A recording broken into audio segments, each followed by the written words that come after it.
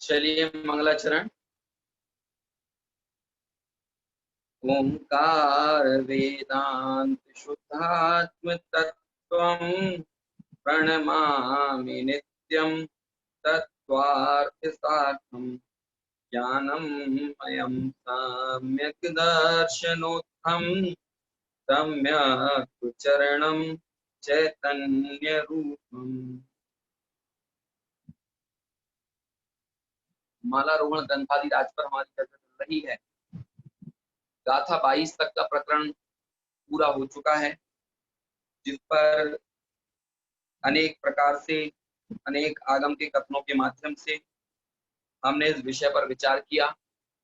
राजा श्रेणिक और भगवान महावीर के बीच में जो प्रश्नोत्तर शैली में एक पूरा संवाद की तरह एक प्रकरण सारण स्वामी ने खड़ा किया, और उस प्रकरण के अनुसार ही कुछ सवाल किए कि आखिर कौन है जो इस माला का आरोहण करने का पात्र है, और अनेक तरह के अनेक प्रकार के वैभव संपन्न जीवों को सारण स्वामी ने राजा श्रेणिक के माध्यम से अनेक प्रकार के जीवों को एक तरह से हम कहें कि कटघरे में लेकर आए और पूछा कि क्या ये इस माला के आरोहण के पात्र हैं।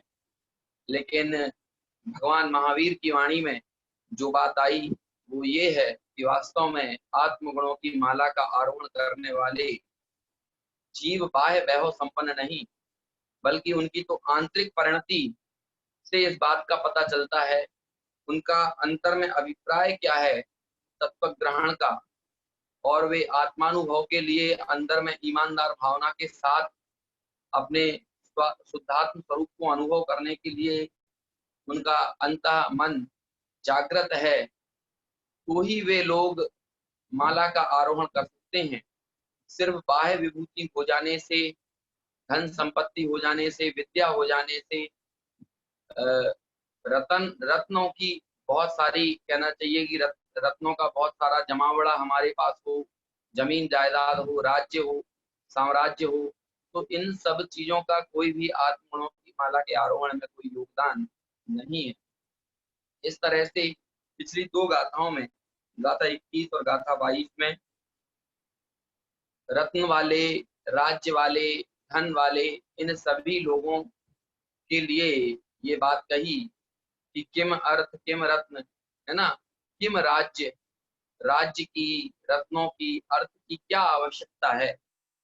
इसी प्रकरण को आगे बढ़ाते हुए अब और किन किन लोगों को सारण स्वामी ने आत्मगुणों की माला के आरोहण करने की जो पूरी प्रक्रिया है उस प्रक्रिया से बाहर किया है, उसको भी हम अगली गाथा में समझेंगे।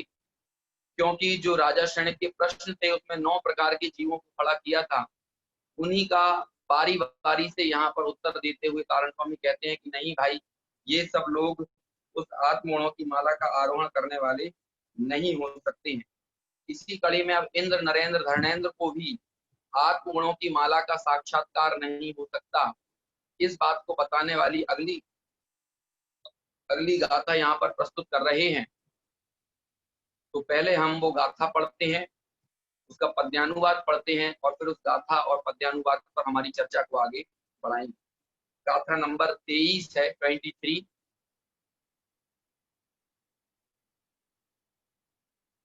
जे इंद्र धर्णेन्द्र गंधर्व यक्षम नाना प्रकारम बहुवे अनंतम तेनंत प्रकारम बहुभे कृत्वम माला न दृष्टम कथितम जिनेन्द्रई। क्या कहते हैं कि धर्णेन्द्र हो या इंद्र हो, है ना, पद्यानुवाद और पढ़ लेते हैं फिर अर्थ करेंगे। धर्णेन्द्र हो या इंद्र हो, गंधर्व यक्ष या चंद्र हो, नाना उपाधि सहित हो, उसका न कुछ भी काम है। गुणमाल को कोई विभूति लखे ये न की नहीं, जिनवर कहें इसको लखे, जो एक आत्म राम है। देखिए कौन कौन है जो इस माला का आरोहण नहीं करता, मतलब बाह्य विभूति उसकी माला के आरोहण में कार्यकारी नहीं है, ये बात कहते हैं। ऐसे तो इंद्र आत्मानुभवी हो सकता है, लेकिन इंद्र का वैभव आत्मानुभव में कार्यकारी नहीं है, यहाँ पर ये बताना चाह रहे हैं। चक्रवर्ती आत्मानुभवी हो सकता है क्या, होता ही है, लेकिन चक्रवर्ती का वैभव जो है वो आत्मानुभव करा देता हो, यहाँ पर उस बात का निषेध है। हमें ये नहीं समझना है कि धर्मेंद्र को आत्मगुणों की माला का आरोहण नहीं होगा, है ना, या फिर इंद्र को आत्मगुणों की माला का आरोहण नहीं होगा, या चक्रवर्ती को आरोहण नहीं होगा, नहीं, ये मतलब नहीं है। इन लोगों के वैभव से आत्मानुभव नहीं होगा, इन लोगों की विभूतियों से शुद्धात्मा का अनुभव, माला का आरोहण नहीं होगा, यहाँ ये कहना चाह रहे हैं। बाह्य संयोगों का, बाह्य विभूतियों का, बाह्य वैभव का निषेध किया है, उन व्यक्तियों को नहीं होगा ये नहीं कहा जा रहा। यहाँ तो एक समानता की का भाव पैदा किया जा रहा है कि चाहे वो गरीब हो, चाहे वो अमीर हो, है ना, चाहे वो विभूति संपन्न हो, चाहे उसे कोई विभूति नहीं हो, चाहे वो रिद्धि संपन्न हो, चाहे उसे कोई रिद्धि ना हो, लेकिन आत्मगुणों की माला का आरोहण करने में या स्वरूप का साक्षात्कार करने में बाह्य वैभव कार्यकारी नहीं है। यहाँ पर तो ये चर्चा कारण स्वामी द्वारा की जा रही है। तो कहते हैं कि जो इंद्र हैं या धर्मेंद्र हैं या गंधर्व और यक्ष जाति के देव हैं, और ये सब हमने चर्चा की थी प्रश्नों के दौरान 19वीं 20वीं गाथा में, कि गंधर्व और यक्ष जो है वो व्यंतर जाति के देवों के भेद एक प्रकार के होते हैं। धर्मेंद्र जो है वो भवनवासी का जो अधिपति स्वामी होता है देवों का, उसे धर्मेंद्र कहा जाता है। और कल्पवासी देवों के प्रमुख को यहाँ पर इंद्र संज्ञा, ऐसी चर्चा अपनी हुई थी। तो जो कल्पवासी देवों के प्रमुख हों, चाहे भवनवासी देवों के प्रमुख हों, या फिर व्यंतर जाति के देव हों, है ना, और एक यहाँ पर यद्यपि ज्योतिष के देवों का अलग से उल्लेख नहीं किया, लेकिन उनको भी मान लेना कि सूर्य चंद्र आदि जो ज्योतिष जाति के देव होते हैं, वे भी अपनी विभूति से, अपनी रिद्धि से, अपनी विद्या से, भले वो बाह्य विद्या, बाह्य रिद्धि, बाह्य विभूतियों से संपन्न है, लेकिन उस विभूति, वैभव या विद्या से वे आत्मा का साक्षात्कार कर लें, ऐसा होने वाला नहीं। ठीक है ना।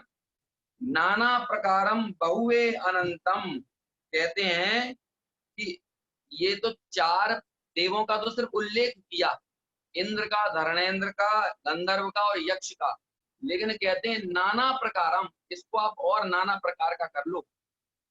क्यों? क्योंकि देव भी अनेक प्रकार के होते हैं ना, तो वे नाना प्रकार के, बहुभे, बहुभे अनंतम, मतलब जो अनेक प्रकार के, अनंत, बहुत प्रकार के, नाना प्रकार के, जो अनंत प्रकार के, बल्कि क्योंकि देवों की संख्या भी अनंत है ना, ऐसा कथन आता है कि सातों नरकों में जितने नारकी हैं, उससे भी असंख्यात गुना ज्यादा पहले स्वर्ग में देव हैं। तो आप सोचिए 16 ही स्वर्गों में कितने होंगे, फिर व्यंतरों को भी जोड़ लें, है ना, फिर भवनवासियों को भी जोड़ लें, फिर सूर्य चंद्रमा जो देखते हैं आसमान में कितने कितने सारे असंख्यात, इनको भी यदि जोड़ लें तो देवों का कितना विस्तार हो जाएगा। तो कहते हैं वो अनंत प्रकार के देव भी आप ला दो, लेकिन वे देव अपनी विभूति से, अपने वैभव से आत्मगुणों का साक्षात्कार कर लें, ऐसा नहीं होता। क्यों? क्योंकि यदि उस विभूति से आत्मा मिल जाता, मिल रहा होता, तो हमको भी अब तक मिल गया होता, है ना। हम भी तो हर प्रकार की जाति के देव हुए, हम कल्पवासी देव हुए, हम भवनवासी देव हुए, व्यंतर जाति के देव हुए, ज्योतिष जाति के देव हुए। तो यदि देव होने से, इंद्र बनने से, धर्मेंद्र होने से, गंधर्व या यक्ष होने से आत्मा मिल रहा होता, तो फिर हमें भी अभी कब का मिल गया होता। कई लोग इस तरह की चालबाजी वाली बातें करते हैं, क्योंकि बड़े की बुद्धि है ना, बनिया बुद्धि है, तो लोग कहते हैं कि इस भाव में तो भैया पुण्य कमाकर स्वर्ग चले जाओ, और फिर क्या होगा, यहाँ पे 5वां 6वां काल निकल जाएगा, है ना, उसके बाद 4था काल आ जाएगा, और हम उस चौथे काल में फिर मोक्ष प्राप्त कर लेंगे। ऐसी ऐसी बातें करते हैं लोग, है ना। मतलब पूरा उनका ऐसा कैलकुलेशन होता है स्वर्ग जाने में और फिर वापस मनुष्य गति में आने में, जैसा वो दुनिया में करते हैं, लोक में करते हैं। लोक में कहते हैं ना कि भैया जैसे अपने बाल बच्चों की शादी की प्लानिंग करना हो, है ना, तो बस ये कहते हैं बस मेरी सैलरी अभी 50,000 रुपए है, इसके बाद बस मुझे 1 लाख रुपए तनख्वाह तक पहुंचना है, फिर मैं एक घर खरीदूंगा, उसकी ईएमआई बनवा लूंगा, फिर इतना पैसा अपने बच्चे की शादी के लिए बचाऊंगा, इतना पैसा अपने बच्चे की पढ़ाई के लिए रखूंगा और फिर बढ़िया शांति से अपना जीवन जीऊंगा। तो जैसा कैलकुलेशन अपन लोक में कर लेते हैं, है ना, लोक में लोग, हालांकि लोक में भी कार्य की सिद्धि पुण्य के उदय अनुसार ही है, योजना अनुसार नहीं है। तो ऐसा ही कैलकुलेशन क्या करना चाहता है कि मोक्ष जाने के लिए भी करता है कि देखो भैया अभी तो पुण्य कमा लो, शुद्ध भाव तो हो नहीं रहा अपन को, है ना। अभी पुण्य करके अपन चले जाते हैं स्वर्ग, फिर स्वर्ग में तो सागरों की उम्र होती है, तब तक ये जो 84,000 वर्ष का 5वां 6वां काल, है ना, अवसर्पणी और उत्तर्पणी का, ये निकल जाएगा। फिर अपन चौथे काल में मजे से जन्म लेंगे और फिर जन्म लेने के बाद फिर शुद्ध भाव करके मुक्त चले जाएंगे। मतलब इसे पूरा आनंद चाहिए, पूरा मजा लेना है, मिथ्यात्व में भी रहना है, पुण्य का उदय को भोगना भी है और मोक्ष का भी मजा लेना है, सब चीज करना है। मिथ्या दृष्टि भी बने रहे, स्वर्ग भी मिल जाए पुण्य के उदय से और फिर उसके बाद मोक्ष भी मिल जाए, ऐसा कैलकुलेशन करता है। लेकिन भाई एक बात आती है कि एक भव की भावना में अनंत भवों की भावना छुपी होती है। कई लोग ऐसी भी बात करते हैं कि यहाँ से विदेश क्षेत्र चले जाते हैं, फिर विदेश क्षेत्र से मोक्ष चले जाएंगे, है ना, ऐसा कैलकुलेशन लगाते हैं। अरे भाई जो करना चाहिए, जिसका पुरुषार्थ होना चाहिए, उस पुरुषार्थ के लिए, उस कार्य के लिए काल बाधक नहीं है। यदि वाकई में आत्मा तुम्हें रुचिकर लगता है तो फिर उसमें कोई पंचम काल या भरत क्षेत्र, है ना, कोई क्षेत्र से और काल से कोई स्वभाव के सन्मुख होने में कोई बाधा पड़ती हो, ऐसा नहीं है। मैं आत्मा हूं, इस बात को स्वीकार करने में काल बाधक नहीं है, इस बात को स्वीकार करने में क्षेत्र बाधक नहीं है। इस काल में, इसी क्षेत्र में, अरे इसी समय हम इस बात का निर्णय कर सकते हैं कि मैं कौन हूं, लेकिन वो निर्णय करना नहीं है और पुण्य की खुमारी पड़ी हुई है, तो उस पुण्य की खुमारी में ये बात करता है कि अभी तो पुण्य कर लो और स्वर्ग चले जाओ, ऐसी बातें करता है। तो ऐसे पुण्य तो बहुत किए हैं, क्यों? क्योंकि तारण स्वामी ये जिन लोगों की बात कर रहे हैं ये सब पुण्यशाली जीव हैं, सभी वैभववान लोग हैं। तारण स्वामी इन सब लोगों का जिक्र करके और ये कह के कि इन लोगों को वो माला का आरोहण नहीं होगा, इससे तारण स्वामी ये बताना चाहते हैं कि पुण्य के उदय में या पुण्य के फल में कोई आत्मानुभव हो जाता हो या पुण्य का उदय आत्मानुभव में कार्यकारी हो, तो ऐसा मत समझना। धर्मेंद्र का पुण्य का उदय, इंद्र का पुण्य का उदय, व्यंतर का पुण्य का उदय, व्यंतर में इतनी ताकत बताई जाती है कि सैकड़ों चक्रवर्ती भी खड़े करें और सैकड़ों चक्रवर्ती का बल एक तरफ और एक व्यंतर का बल एक तरफ। उसकी ताकत को बताने के लिए इस तरह की उपमाएं दी जाती हैं कि भाई वो सुमेरु पर्वत को उलट दे, इतना ताकत है, हालांकि कभी उल्टेगा नहीं, लेकिन सिर्फ ताकत का अनुमान कराने के लिए ऐसी बात कही जाती है। एक व्यंतर में इतना बल, उतनी ताकत होती है, तो सोचिए जब व्यंतर में इतना बल है तो इंद्र में कितना होता होगा। और वैसे व्यंतर और इंद्र, गंधर्व, यक्ष, ये सब हम बने, ऐसा पुण्य का उदय रहा, है ना। सभी प्रकार के बाह्य वैभव को बहुत बहुत प्रकार से होगा। 11वें कहना चाहिए जो 9 ग्रहव्यक होते हैं, उन 9वें ग्रहव्यक तक गए, जहाँ की उम्र 31 सागर की होती है ना। अनुत्तर विमान और 9 अनुदिशों से जस्ट नीचे 9 अनुदिश में 32 सागर की आयु है ना, अधिकतम, और अनुत्तर विमानों में 33 सागर की उत्कृष्ट आयु होती है। और 9वें ग्रहव्यक में 31 सागर की उत्कृष्टतम आयु है। और जो पंच परावर्तन में ये जीव काल परावर्तन करता है, तो एक समय से लेकर 31 सागर पर्यंत तक की पूरी जर्नी करता है ना। काल परावर्तन में 1 समय, 2 समय, 3 समय, 4 समय, ऐसे हर समय की आयु लेकर ये जन्मता है। 1 समय की आयु लेके 2 समय की, 3 समय की, 4 समय की, ऐसे एक एक करते करते आवाज नहीं आ रही है? सभी को नहीं आ रही है क्या? मैसेज आया है आवाज नहीं आ रही है, क्योंकि अभी तक किसी और ने ये ऑब्जेक्शन खड़ा नहीं किया।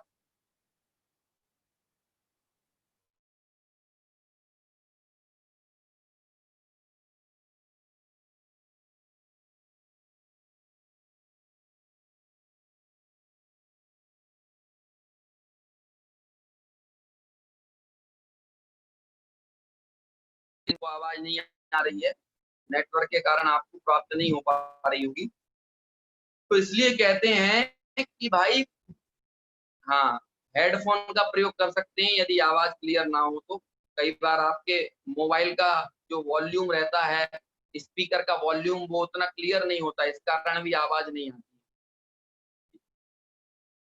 तो कहते हैं कि भाई इस तरह हर प्रकार का बाह्य पुण्य वैभव इस जीव ने पाया, जो जो मिथ्या दृष्टि पा सकता है, जो सम्यक दृष्टि पा सकता है, उस लेवल का पुण्य का उदय इसका जरूर नहीं हुआ, लेकिन बाकी तो इसने पाया है। तो कहते हैं पुण्य का संग्रह करने का कैलकुलेशन मत करो, ये बनिया बुद्धि मत चलाओ, बल्कि आत्मानुभव करो। क्यों? क्योंकि आत्मान ये जिन जो आचार्य हमको ये उपदेश दे रहे हैं, वो भी इसी पंचम काल में हुए हैं, ये चौथे काल में नहीं हुए हैं। ये आचार्य कुंत चौथे काल में नहीं हुए, है ना। अपने क्या कहते हैं कि अमृत चंद्राचार्य चौथे काल में नहीं हुए, समंत भद्राचार्य चौथे काल में नहीं हुए, आचार्य तारण स्वामी चौथे काल में नहीं हुए, सभी इसी पंचम काल के आचार्य हैं। और ये पंचम काल के आचार्य पुण्य के वैभव से हमारी दृष्टि दूर हटाकर हम लोगों को वाकई में उस आत्मगुणों की माला का आरोहण करने का उपदेश दे रहे हैं। तो इसके पीछे कोई वजह है, ये पुण्य के वैभव का उपदेश नहीं दे रहे हैं। हम लोगों के साथ बड़ी खोटी प्रवृत्तियां और खोटी मान्यताएं हैं, धर्म की अनेक चीजें जो कि वास्तव में देवगुरु शास्त्र का सच्चा स्वरूप समझने के लिए या सम्यक दर्शन के लिए लिखी गई हैं, लेकिन उनसे भी ये जीव किसी ना किसी प्रकार का लौकिक यश, लौकिक समृद्धि, इन सबको जोड़ लेता है और वहां से भी पुण्य के संग्रह की भावना भाता है। 6वें नंबर की गाथा हमने पढ़ी थी ना, शुद्ध दृष्टि कौन है? जो पापाय पुण्य पापाय दूरम, जो पुण्य से और पाप से दूर है, पुण्य से भी दूर कहने की बात कही थी। लेकिन हम लोग तो क्या करेंगे कि बस भैया थोड़े से अच्छे संयोग बने रहे हैं, इसलिए कहीं ना कहीं से पुण्य को तलाशने का, पुण्य को प्राप्त करने का रास्ता खोज लेते हैं।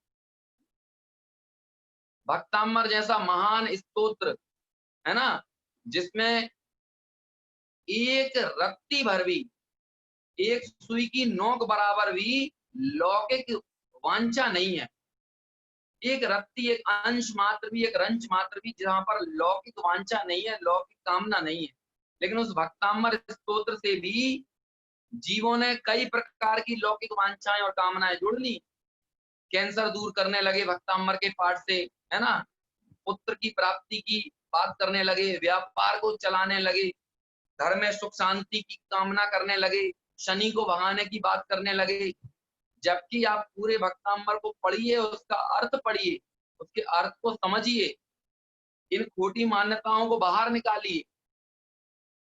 क्या क्या वजह है? भक्तांबर का अखंड पाठ करते हैं, मतलब समझ में आ रहा है नहीं आ रहा, उसमें किसकी भक्ति की गई है, स्तुति किसकी है, स्तुत्य कौन है, स्तोता कौन है, स्तुति का फल क्या है, ये चारों चीजें नहीं मालूम।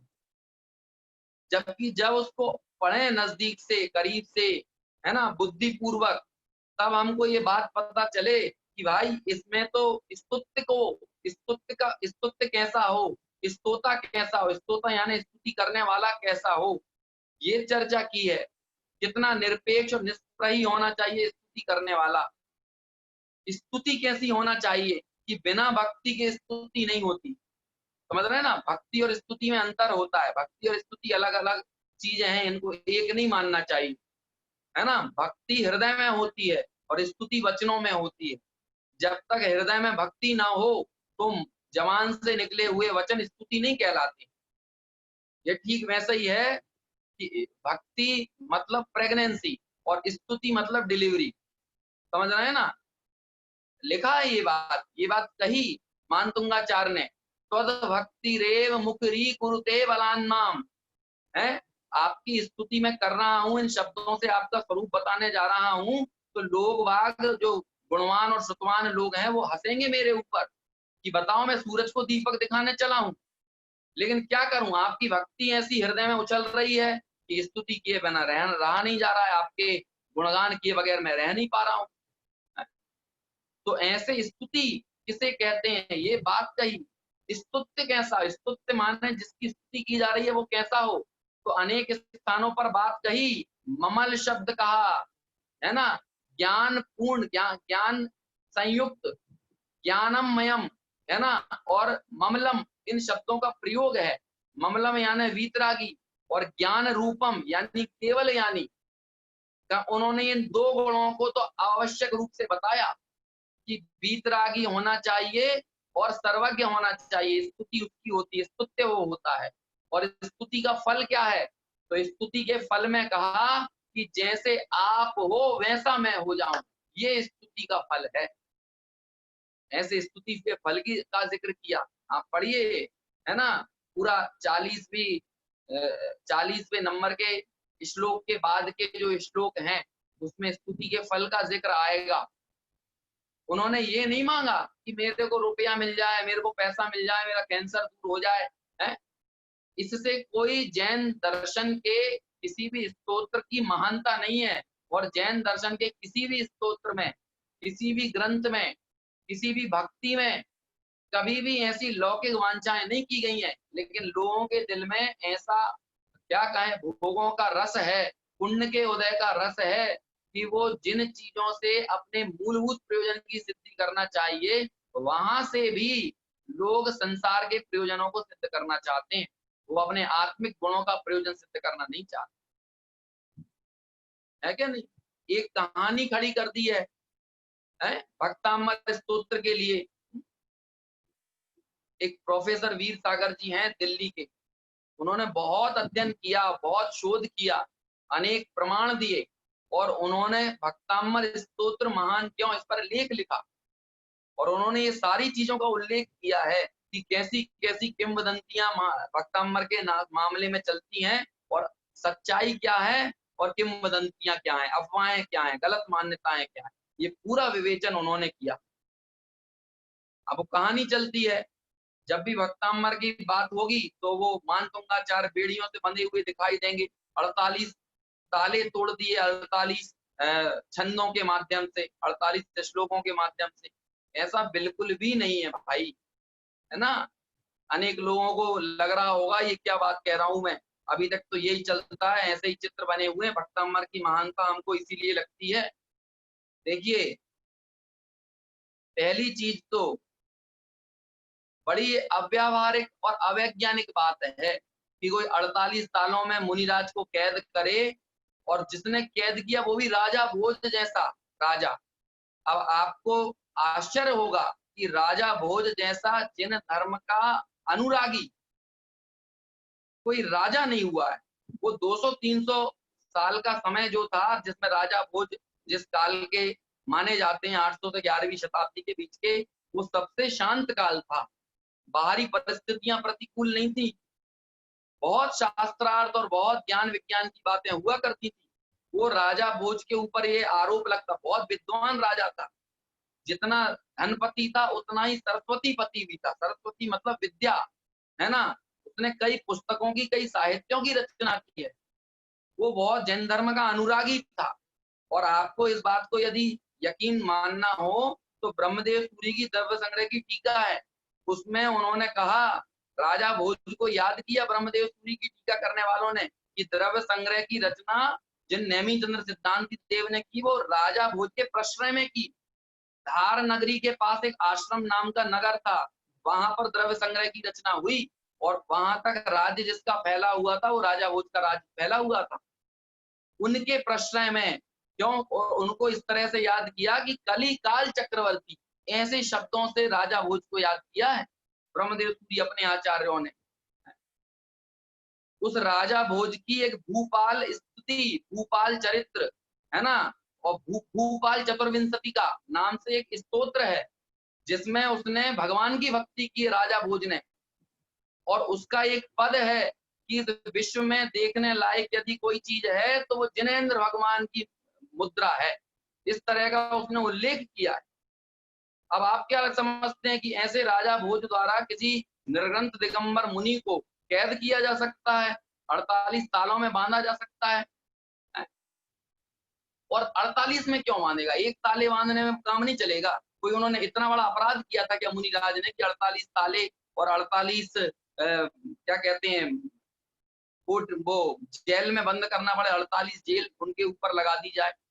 कोई इतना बड़ा पाप कोई निर्ग्रंथ मुनि कर सकता है? तो फिर ये सब क्या चीजें हैं, किसके कारण ये बात निकल गई? चलो ठीक है, एक और चीज आपको बोलता हूं कि मान लेते हैं कि उनने एक टाइम राजा भोज का दिमाग भी चल गया हो, 48 तालों में कैद भी कर दिया हो, 48 बेड़ियां भी उन पर बांध दी हो, ये भी मान लेते हैं। लेकिन क्या आपको ये मान सकते हैं कि क्या निर्ग्रंथ मुनि का स्वरूप पता है? निर्ग्रंथ मुनि अपने ऊपर आए हुए उपसर्ग को कभी दूर नहीं करते स्वयं। ये निर्ग्रंथ मुनि का स्वरूप है, चाहे उन्हें कितनी ही रिद्धियां प्रकट हो जाएं, वे अपने ऊपर आए हुए उपसर्ग स्वयं दूर नहीं करते। तो आपको क्या लगता है कि मानभंगाचार्य अपना उपसर्ग दूर करके राजा भोज की सभा में खड़े हो जाएंगे? इसके लिए मैं परमाणु का एक एग्जाम्पल देता हूँ। यशोधर मुनिराज पर राजा श्रेणिक ने सर्प डाला था, तब यशोधर मुनिराज का और रानी चेलेना का संवाद आपको याद है? आपने सुना होगा कई बार। उस संवाद में ये जिक्र होता है, रानी चेलेना कहती है कि ऐसा क्या महान आपने अपराध कर दिया, बहुत बहुत बड़ा अपराध किया, मैं बता नहीं सकती आपने कितना अपराध किया। जब वो ऐसी बात करती हैं तो राजा श्रेणिक कहते हैं कि अरे अब तक तो वो सर्प को हटाकर चले गए होंगे। तो रानी चेलेना क्या कहती है? संवाद याद है? रानी चेलेना कहती है कि यदि वो सच्चे निर्ग्रंथ दिगंबर वीतरागी मुनिराज होंगे तो वे कदाचित अपना उपसर्ग को दूर करके या उपसर्ग को हटाकर वहां से नहीं जा सकते। वे आज भी 3 दिन बाद भी वैसे के वैसे वहीं बैठे होंगे। और जब जाकर देखा तो वाकई में वो वैसे ही थे। ये मुनिराजों का स्वरूप है, वे अपने ऊपर आए हुए उपसर्ग को, उनको रिद्धियां भी प्रकट हो जाए तब भी वे दूर नहीं करते। तो आपको क्या लगता है कि मानभंगाचार्य जैसे मुनिराज वे अपना उपसर्ग स्वयं दूर कर सकते हैं? इस भावना से उस ग्रंथ की रचना, स्तोत्र की रचना हुई होगी। ये सारी चीजें सोचना चाहिए। गंदी बात है, ये अच्छी बात नहीं है। एक राजा भोज जैसे जिन धर्मानुरागी राजा को बदनाम करना, उसका अवर्णवाद करना और मुनिराज के चरित्र को भी एक तरह से कलुषित करना, कि हम ये कहें कि 48 काव्यों के माध्यम से उन्होंने अपना उपसर्ग दूर किया और बाद में लोग इसी तरह से मार्केटिंग करते हैं पूरे स्तोत्र की। विचार कीजिएगा, जितने लोग इस बात को सुन रहे हैं वो 10 लोगों तक ये बात पहुंचाइए। जिनको समझ में आना होगा वो समझ में आएगी, जिसको समझ में नहीं आना होगा नहीं आएगी, उसका कुछ नहीं कर सकती। तो फिर क्या मतलब है 48 तालों का? क्या क्या मतलब हो सकता है? तो देखिए भाई, अपन लकीर के फकीर बन जाते हैं अनेक मामलों में। जब कहा जाता है शूर्पणखा की नाक काट दी तो अपन नाक ही काट देती। अरे नाक काटना मतलब बदनामी होना, इस तरह से प्रयोग किया जाता है ना कि शूर्पणखा के प्रणय निवेदन को लक्ष्मण ने स्वीकार नहीं किया तो ये उसकी बदनामी हो गई, तो इस तरह से नाक काट दी। अब आप क्या साक्षात उसकी नाक काट दोगे? थोड़ा सा शब्दों के प्रयोग को, उसके लाक्षणिक प्रयोग को समझना चाहिए ना। शब्द की 3 शक्तियां होती हैं, अभिधा, व्यंजना और लक्षणा शब्द शक्ति। यदि इन शब्द शक्तियों का ज्ञान ना हो तो लकीर का फकीर बन जाए आदमी और कुछ का कुछ अर्थ निकाले। आगम के अर्थ निकालने की परिपाटी होती है ना, पूरा का पूरा एक विधान है, उसका आगम से मिलान करना चाहिए, है ना। उसका शब्दार्थ होता है, उसका अन्वयार्थ होता है, उसका आगमार्थ होता है, उसका नयार्थ होता है और उसका भावार्थ होता है। ऐसे 5 तरह से आगम के किसी भी अर्थ को निकाला जाता है। सिर्फ शब्दों को पकड़कर काम नहीं चलता है, बल्कि आगम से मिलान करता है की जाती है, उसकी आगम से पूरी परिपाटी को मिलाया जाता है, नयों से मिलाया जाता है, नयों के माध्यम से उसके अर्थ को खंगाला जाता है ना, उसके भाव को पकड़ा जाता है। लकीर के फकीर नहीं बना जाता है इसमें। तो ऐसे ही नाक काटने का मतलब वो थोड़ी हो गया, या श्री कृष्ण ने पर्वत उठा लिया तो उसका मतलब ये थोड़ी आप पर्वत ही उठा लोगे, उठवा दोगे। पढ़िए हरिवंश पुराण, पढ़िए पांडव पुराण, पढ़िए अपना क्या कहते हैं पद्म पुराण। अनेक आपको प्रसंग जो चल पड़े हैं मार्केट में, उनके पीछे क्या विसंगतियां रही हैं वो सारी चीज समझ में आएगी। लाक्षणिक प्रयोगों को समझना होगा। आप कहते हैं कि भैया हमें 10 काम हैं, तो आपको 10 ही काम रहते हैं क्या? 10 काम का मतलब होता है अनेक काम है, लेकिन हम बोलते हैं ना 10 काम। ऐसे ही 48 ताले तोड़ना ये एक लाक्षणिक प्रयोग है। कैसा लाक्षणिक प्रयोग है मैं बताता हूँ कि भाई राजा भोज की सभा में अनेक शास्त्रार्थ होते थे, अनेक मत वाले लोग आते थे। अनेक मत वाले मतलब मत वाले यानी मदिरा का मत नहीं, मतों को मानने वाले, है ना, अनेक मतों को मानने वाले है? कोई नित्यवादी है, कोई अनित्यवादी है ना, कोई सांख्यवादी है, कोई नैयायिक है, कोई अद्वैतवादी है, कोई द्वैतवादी है, कोई एकवादी है, कोई अनेकवादी है। ऐसे ऐसे अनेक अनेक मत चले हैं। नैयायिक, मीमांसक, चारवाक ये तो स्थूल रूप से दिखाई देते हैं, बौद्ध वगैरह।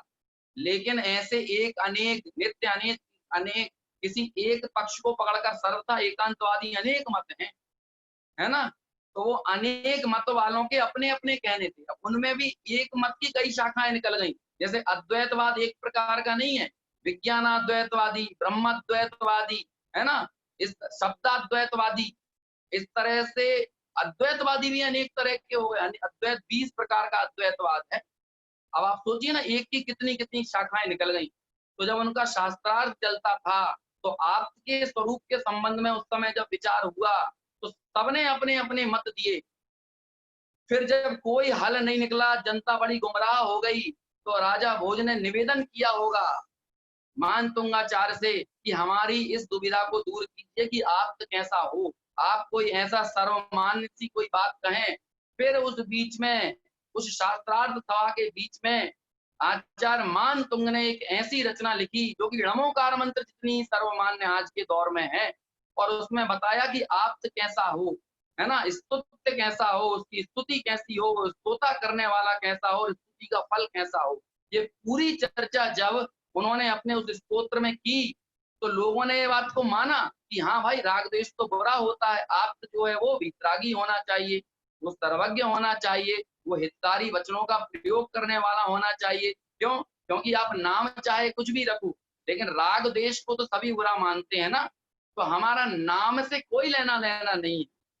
आप उसे ब्रह्मा कहो, विष्णु कहो, महेश कहो, है ना, उसको सुगत कहो, उसको कपिल कहो, उसको बौद्ध कहो, उसको स्वाधीन कहो, जो कहना है कहो, लेकिन वो वीतरागी हो, सर्वज्ञ हो। ऐसे पूरे उसके गुणों का बखान करने वाला एक महान स्तोत्र जो है वो लोगों के सामने प्रतिपादित किया। तो कहते हैं कि एक एक पक्ष का आग्रह, एक एक मत का आग्रह, वो भी किसी बेड़ी से कम नहीं है। यदि आप किसी पक्ष में पड़े हुए हैं और उस पूर्वाग्रह को ढो रहे हैं तो आप भी किसी बेड़ी में ही बंधे हुए हैं। और जब अनेक प्रकार के मतों में जो आपका स्वरूप प्रतिपादित किया था और अनेक प्रकार के विसंवाद खड़े हुए, दुविधाएं खड़ी हुई, तो एक तरह से कहें कि कई प्रकार की बेड़ियां बन गई आपके स्वरूप में। लेकिन ऐसा सर्वमान्य श्लोक, है ना, एक ऐसा सर्वमान स्तोत्र की रचना हुई कि उसमें सारे पूर्वाग्रहों की बेड़ियां टूट गई। तो लोगों ने कहा होगा कि मानतुंगाचार्य ने तो ऐसी रचना रची कि भैया उससे 48 बेड़ियां टूट गई। जैसे आज के समय में चलता है कि नहीं कि भैया इनके तो 36 मत हैं, तो 36 मत थोड़ी है। 36 मतलब कई प्रकार की बातें हैं, कभी कुछ कहते हैं, कभी कुछ कहते हैं। ऐसे ही 48 बेड़ियां, 48 कड़ियां टूट गई, मतलब पूरे के पूरे पूर्वाग्रह टूट गए। ये लाक्षणिक प्रयोग था, लेकिन लोगों ने उनको ही बेड़ियों में घसीट दिया और उनके मानतुंगाचार्य के स्तोत्र के माध्यम से बेड़ियां तोड़ने की बात करने लगे और इसके अखंड पाठ की श्रृंखला चल गई। अरे अखंड पाठ का मतलब ये होता है कि हमारे हृदय में अखंड रूप से हमारे हृदय में वीतरागी भगवंतों का शासन रहे, वीतरागी भगवंतों के स्वरूप का स्मरण रहे, उनके प्रति भक्ति रहे और उनकी वीतरागता को ग्रहण करने के अंतर में भाव बना रहे, जिज्ञासा बनी रहे। युक्तियों से बात को समझना चाहिए। मैं पुनः कहता हूं, युक्तियों से, तर्क से यदि हम युक्ति शून्य और तर्क शून्य हो गए तो कभी भी आत्मानुभव के मार्ग में आगे नहीं बढ़ पाएंगे। चाहे जो व्यक्ति जो बात आपको आकर कह देगा आप उसे मानते चले जाएंगे, आप सवाल उठाना नहीं चाहेंगे। क्यों? क्योंकि वो व्यक्ति कह देगा अरे सवाल उठाते हो तुम, गुरु से सवाल उठाते हो, हैं? व्रतधारियों से सवाल उठाते हो, हैं? घर छोड़ने वालों से सवाल उठाते हो, मुनि से सवाल उठाते, ऐसी बातें करेंगे। अरे भाई, गुरु से सवाल नहीं उठाएंगे तो किससे सवाल उठाएंगे? हमारी युक्तियों पर बात बैठना चाहिए क्या नहीं? अब आज की पीढ़ी धर्म से विमुख क्यों हो रही है? क्यों? क्योंकि आप उसे युक्तियों से बात नहीं समझा पाते। आपको तर्क और युक्ति से उसके हृदय में बात समझाना पड़ेगी, तब जाकर वो किसी चीज को पकड़ पाएगा। आप उसे चीजें ढोने के लिए विवश नहीं कर सकते, मजबूर नहीं कर सकते। ये चीज होना चाहिए। एक बहुत सुंदर वाक्य आता है, जैसे शरीर में ये नेत्र होते हैं, ऐसे ही आत्मा में युक्ति होती है। मतलब ज्ञान में युक्ति होती है। युक्ति को, तर्क को बहुत प्रमाण कहा गया है। तर्क को परोक्ष प्रमाण, युक्ति को प्रमाण कहा गया, और युक्ति से ही अनुमान की सिद्धि है, और फिर अनुमान के बाद आगम आता है। जो हम युक्तियों का अवलंबन लेना नहीं चाहते, जिसने जो बोल दिया वो मानते चले जाते हैं, ढोते चले जाते हैं। ना आगम का शरण लेना है, ना युक्तियों की शरण लेना है, ना अनुमान की शरण लेना है, जबकि ये तीनों चीजें प्रमाण हैं, और इन तीनों में हमारी परीक्षा, हमारा विवेक कार्यकारी है। ये सारी चर्चा जो मेरी निकली, ये सारी बात वहां से निकली, है ना, कि हमने धर्म की चीजों में भी किसी ना किसी प्रकार से अपने राग की पुष्टि करने के उपक्रम शुरू कर दिए हैं। बनिया बुद्धि हमने लगाना चालू कर दी है, और हम किसी न किसी प्रकार से पुण्य संग्रह, पुण्य संचय करना चाहते हैं। और जरा पुण्य की बातें, पुण्य को हे कहने की बातें कहने लगो तो कहते हैं जी कुछ ज्यादा ही आत्मानुभूति हो रहा है? इस तरह की बातें करने लगेंगे।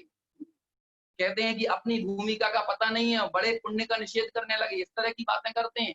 अरे भाई, जब शास्त्र की बात की जाती है तो व्यक्तिगत बात नहीं की जाती, फिर शास्त्र की ही बात करना पड़ेगा। यदि आप गाथा नंबर 6 का अर्थ कर रहे हैं और तारण स्वामी कहते हैं कि भाई जो पुण्य पापाय दूरम, जो पुण्य और पाप से दूर है वो शुद्ध दृष्टि है, तो आपको वो ही चर्चा करना पड़ेगी। आप यहाँ पर व्यक्तिगत मान्यता नहीं थोप सकते शास्त्रों का अर्थ करते समय। यदि यहाँ पर चर्चा चल रही है कि माला के आरोहण में धर्मेंद्र, इंद्र, नरेंद्र, सुरेंद्र, है ना, इन सब की कोई आवश्यकता नहीं है, पुण्य के वैभव वालों का कोई काम नहीं है। रत्नों की, धनपतियों की, रत्नपतियों की, धनपतियों की, राज्य वैभव वालों की, तो उसका मतलब वही होता है। एक और मैसेज आया कि आवाज नहीं आ रही है। आपका ही मैसेज आया है, आपको ही यहाँ से ही कोई दिक्कत हुई होगी, डेटा खत्म हो गया होगा, क्योंकि यहाँ से तो कोई सेटिंग चेंज करने का सवाल ही पैदा नहीं होता है, सेम बात चल रही है। क्या होता है, कई बार कुछ लोग नए जुड़ते हैं और उनके पास एक ऑप्शन आता है ना, ऑडियो को ज्वाइन करने का, तो वहां पर उनको ज्वाइन करना पड़ता है, ज्वाइन ऑडियो वाई, ऐसा ऑप्शन आता है ना, मतलब ऑडियो डिवाइस से अपने ऑडियो को ज्वाइन कीजिए, अपने इस मोबाइल से, डिवाइस ऑडियो से, कॉल वाया ऑडियो डिवाइस, ऐसा ऑप्शन आता है, उसको आपको दबाना पड़ता है, तब जाकर आवाज आती है। कई लोग नए जुड़ते हैं एकदम से, हाँ, कॉल वाया डिवाइस, है ना, यदि आप वो नई ऑप्शन सिलेक्ट करेंगे तो आवाज नहीं आएगी, आप बीच में से ज्वाइन कर यही बोलना पड़ेगा कि फिर आवाज नहीं आ रही है। और यदि रेगुलर आवाज आ रही है तो फिर निश्चित तौर पर आ ही रही होगी। अचानक यदि गई है तो शायद डेटा खत्म हो गया होगा, दूसरे कई कारण हो सकते हैं, है ना, ऐसी बात है ना। तो हमको ये सब बातें समझना चाहिए, बहुत गंभीरता से युक्ति के साथ सोचना चाहिए।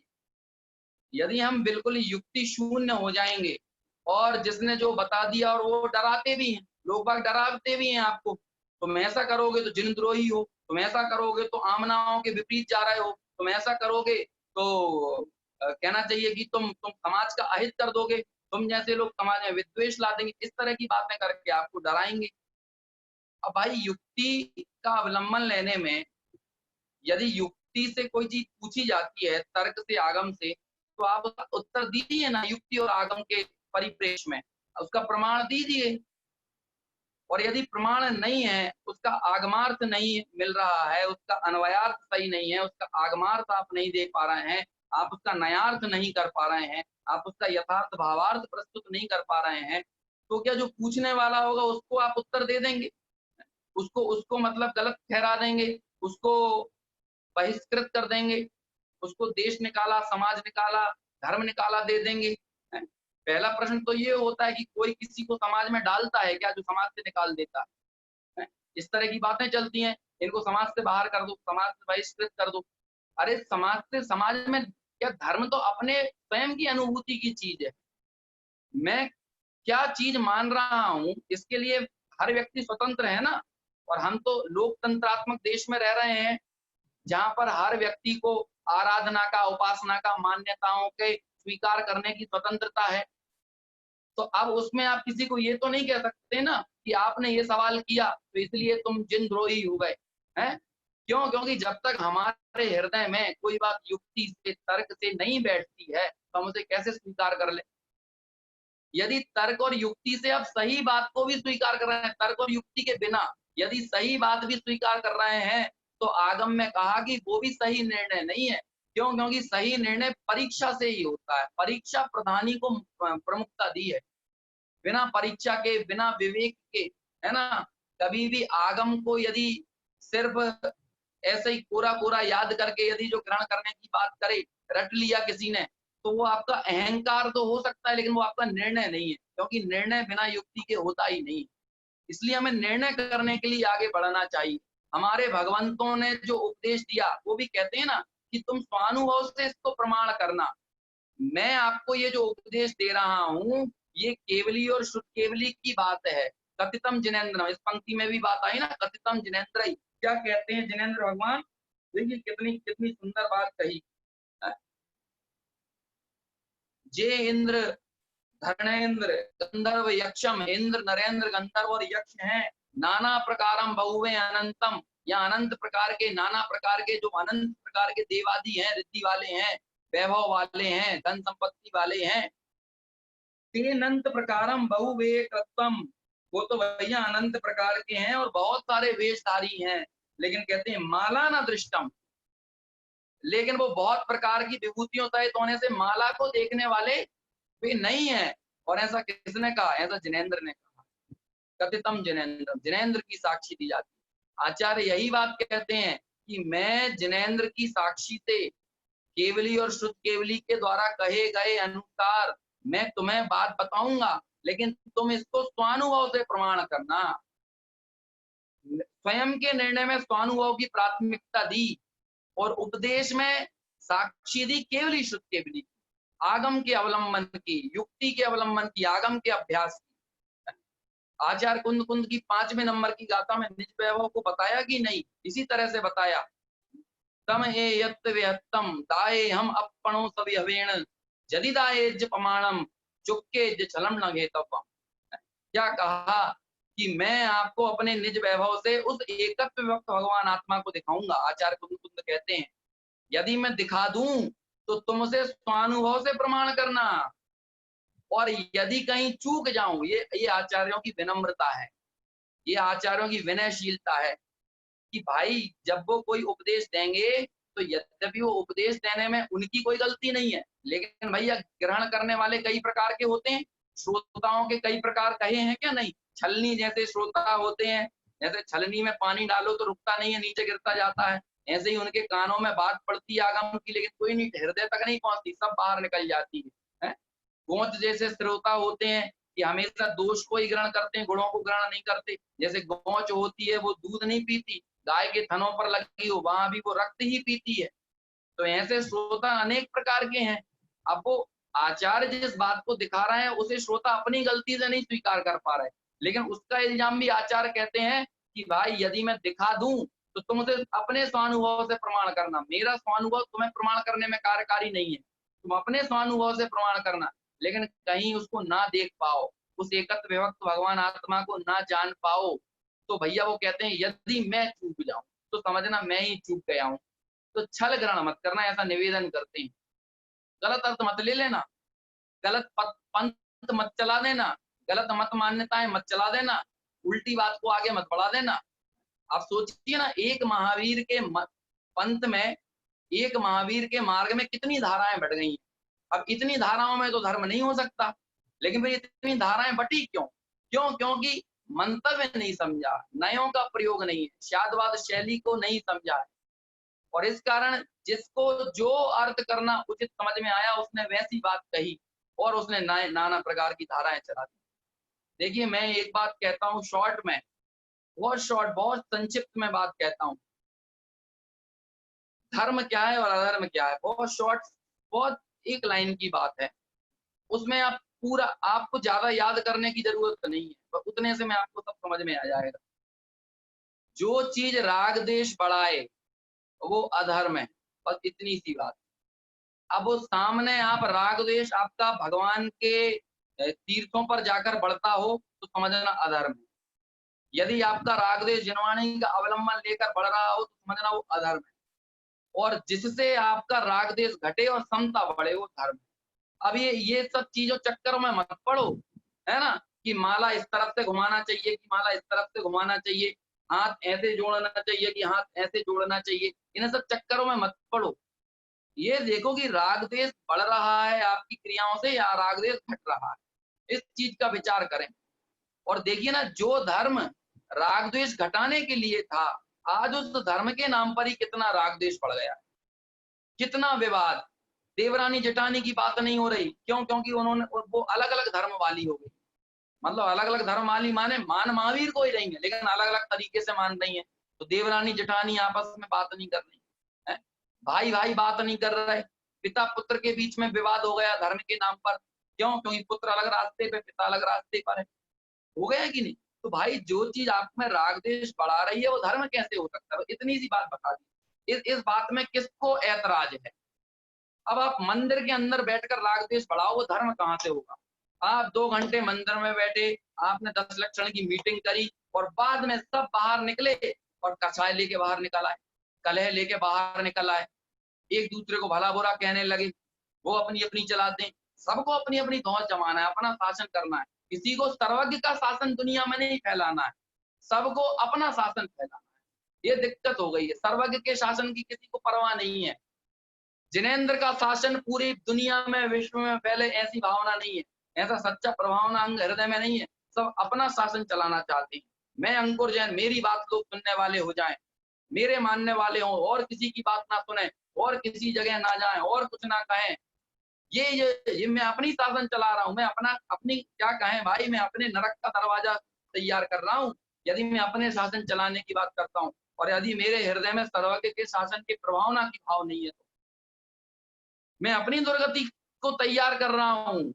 ऐसी ही भावना से लोग ग्रसित हैं, लोग अपना शासन चलाना चाह रहे हैं, सर्वज्ञ के शासन चलाने की भावना नहीं है, बहुत राग द्वेष बढ़ा रहे हैं। विचार तो कीजिए। मंदिर में बैठे 2 घंटे सभाएं हुई, बाहर कषाय लेके निकल गए, हमारा एक बार भी नाम नहीं लिया, हमें मंच पे नहीं बुलाया, हमारे लिए तो बिल्कुल जिक्र ही नहीं किया। भाई कुल मिला के कम कहा ज्यादा समझना, जो भी चीज राग द्वेष बढ़ाए वो सब अधर्म है। और आप सोचिए ना, जब धर्म के क्षेत्र में आकर ही राग द्वेष बढ़ने लगे तो दुनिया में कहाँ जाकर राग द्वेष घटेगा? अब आप बताइए, राग द्वेष घटाने वाली तो वही एक चीज थी, और वहां आकर हमने हमारा पक्ष पुष्ट किया, हमारी मिथ्या मान्यताएं पुष्ट की, और वहां जाकर ही हमने राग द्वेष बढ़ा दिया। अब बताइए दुनिया में कौन सा स्थान ऐसा होगा जहां जाकर हम हमारे राग द्वेष का नाश करेंगे? वो पंक्ति आती है ना, अन्य क्षेत्रे कृतम पापम है धर्म क्षेत्रे विनश्यति, और धर्म क्षेत्रे कृतम पापम वज्रलेपम भविष्य। अन्य क्षेत्रों में किया गया पाप धर्म क्षेत्रों में विनष्ट करते हो, लेकिन धर्म क्षेत्र में ही पाप करे, धर्म क्षेत्र में ही राग द्वेष करे, तो आप वो कहाँ जाकर विनष्ट करेगा? बताइए आप। कहते हैं ना ये चीज कि स्वानुभव से प्रमाण करना, युक्ति का अवलंबन लेना। क्यों? क्योंकि ये उपदेश यदि आप बिना परीक्षा के ग्रहण करते हो तो कहते हैं कल को कोई दूसरा आदमी दूसरी बात वजनदारी से कह देगा तो आप उसकी मानने लगोगे। क्यों? क्योंकि आपका स्वयं का निर्णय पक्का नहीं है। हम लोग वक्ता के आभा मंडल में खो जाते हैं, हमें सत्य की परवाह नहीं। एक बहुत बहुत शॉर्ट बात है, आप समझिए उस चीज को, थोड़ी सी गंभीर बात भी है लेकिन जरूरी बात भी है। हम सत्य के साथ खड़े हों, सत्य को अपने साथ खड़ा ना करें। एक जैसी बात लग रही है सुनने में? सत्य के साथ खड़ा होना और सत्य को अपने साथ खड़ा करना, ये दोनों सुनने में एक जैसी बात है लेकिन इनमें बहुत अंतर है, जमीन आसमान का अंतर है। जब आप सत्य के साथ खड़े होने की बात करते हैं, तब आपको वस्तु व्यवस्था का स्वीकार होता है, वस्तु की स्वीकृति होती है, उसका एक्सेप्टेंस होता है जब आप सत्य के साथ खड़े होते हैं। क्यों? क्योंकि वस्तु का स्वभाव सत्य है, सत द्रव्य लक्षणम। उस सत्य के साथ, वस्तु के स्वभाव के साथ यदि खड़े हों तो अंतर में सत्य दृष्टि का विकास होता है। सत्य के साथ खड़ा होना वो है, मतलब वस्तु के स्वभाव के साथ खड़े होना, आत्मा के स्वभाव के साथ खड़े होना। और राग द्वेष आत्मा का स्वभाव नहीं है। यदि आप राग द्वेष के साथ खड़े हो, मतलब आप सत्य के साथ खड़े नहीं हो। और सत्य को अपने साथ खड़ा करने की जो भावना है, इसमें हमारा अहंकार प्रबल है। इसमें हम ये कहना चाहते हैं कि जो मैं मानता हूं वही सत्य। हम हमारी मान्यता को सत्य कहलवाना चाहते हैं और इस तरह से सत्य को अपने साथ खड़ा करवाना चाहते हैं। और उस सत्य को अपने साथ खड़े करवाने के लिए हम बहुमत इकट्ठा करते हैं, है ना।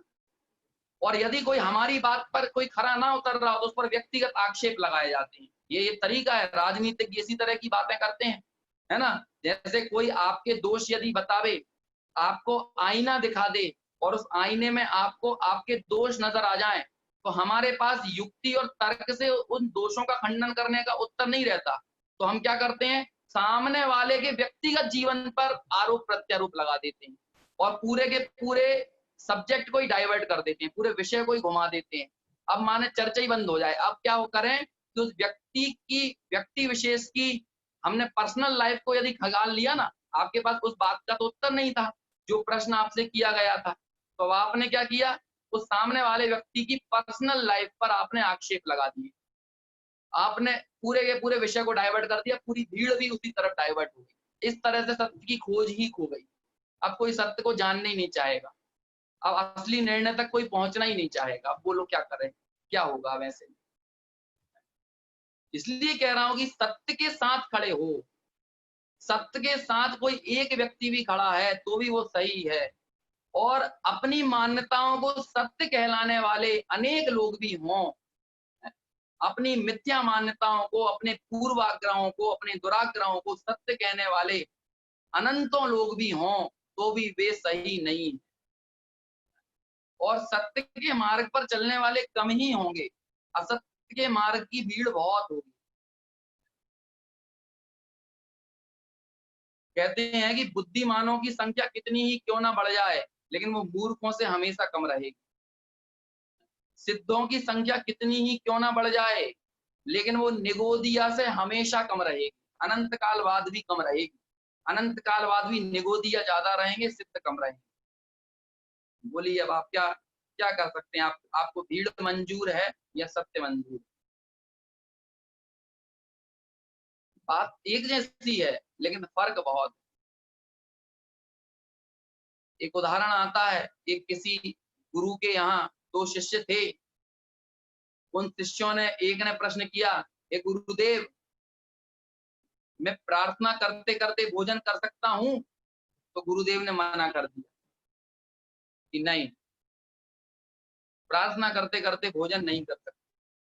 दूसरे शिष्य ने पूछा, गुरुदेव, मैं भोजन करते करते प्रार्थना कर सकता हूं? तो गुरुदेव ने कहा, बिल्कुल कर सकते हो, करना ही चाहिए। प्रार्थना करते करते भोजन करना है, ये उचित नहीं है, और भोजन करते करते प्रार्थना करना ये समुचित है, और हम करते ही हैं। आप मंदिर में भगवान का स्मरण करो, हैं, और वहां पर आपकी जेब में कोई पेड़ा रखा हो और खाने लगो, तो उसको सही ठहराया जाएगा? है क्यों? क्योंकि वो प्रार्थना का वक्त है और उस समय भोजन नहीं हुआ।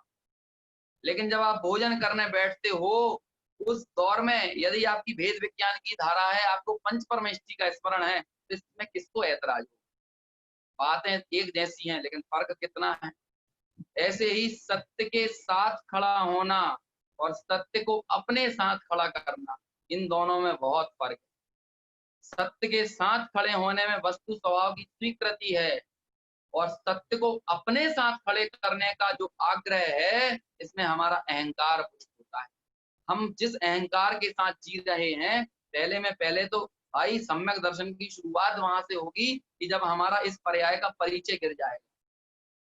यदि मैं ये मानकर रहूंगा, इस अपनी प्राप्त पर्याय की तन्मयता के साथ जीऊंगा तो मुझे धर्म तो कभी स्वीकार होने वाला नहीं। और मेरी प्राप्त पर्याय की तन्मयता कितने प्रकार की है, कितनी फैली हुई है।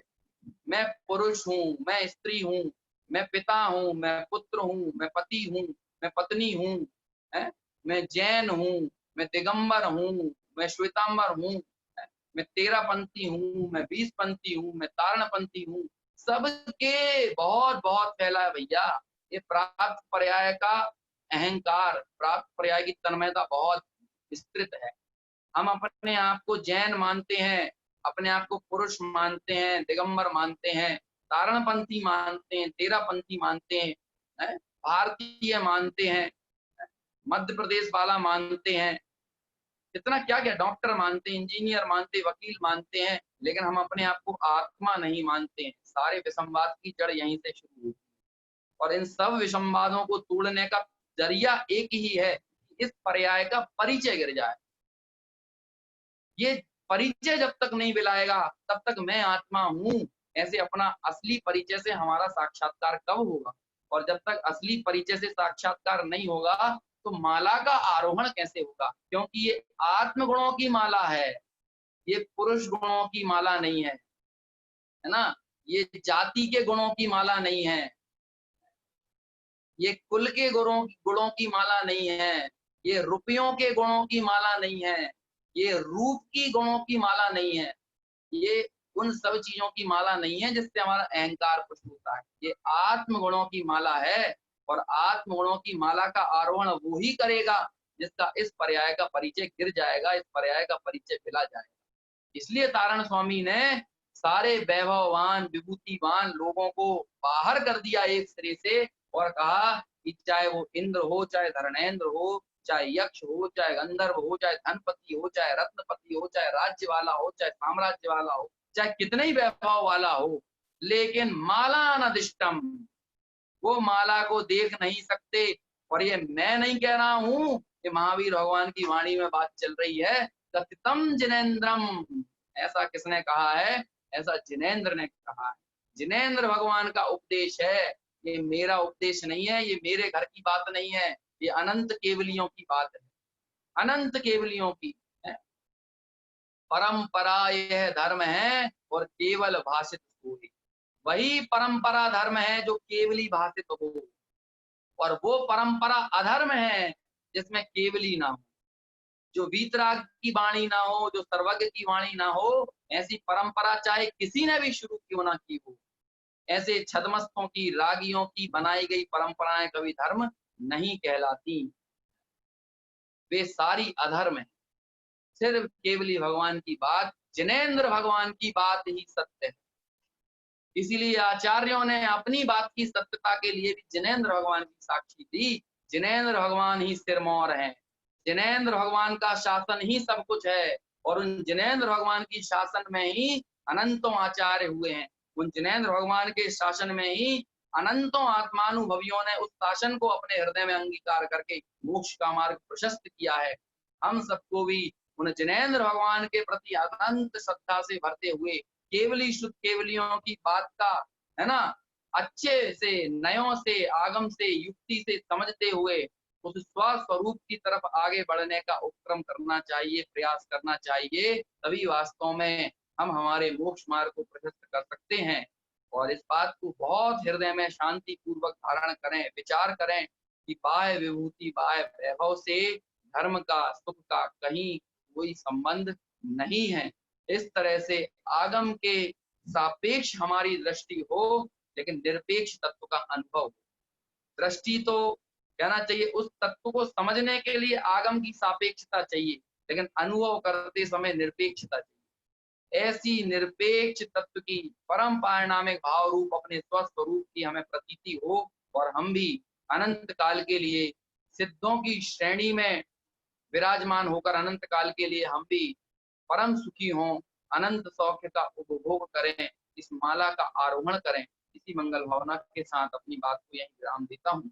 सभी से दादर जय जिनेन्द्र, जय तारण तरण जिनवाणी स्तुति करेंगे। निज निधि निज में बताई, यह अनंत उपकार है, के लिए जिन वाणी माँ को वंदना शत बार है, वंदना शत बार है। जा वाणी के ज्ञान ते सूझे लो कालो, सो वाणी मस्तक नमो सदा देत पद लो, सदा देत